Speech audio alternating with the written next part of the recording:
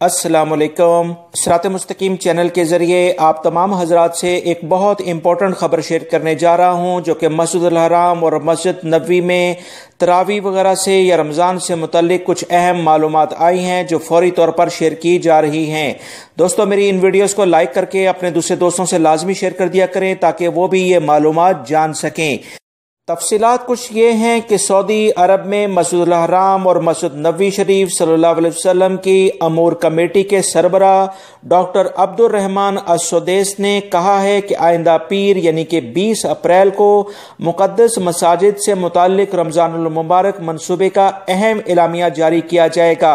याद रहे, इससे पहले सऊदी सुप्रीम कोर्ट ने ममलिकत भर में मौजूद रोयत हलाल कमेटियों को रमज़ानुल मुबारक का चांद देखने की हदायत जारी कर दी है। सुप्रीम कोर्ट ने उम्मुल कुरा कैलेंडर के लिहाज से 23 अप्रैल यानी 30 शबान को रमजान का चांद देखने की हिदायत जारी की है, जिसके बाद अब्दुर रहमान अस-सुदैस का भी पैगाम सामने आया है। उन्होंने मजीद कहा कि पीर के रोज ऑनलाइन रमजान वीडियो कॉन्फ्रेंस की जाएगी, जिसमें रमजानुल मुबारक से मुतालिक तमाम इंतजामात का ऐलान किया जाएगा।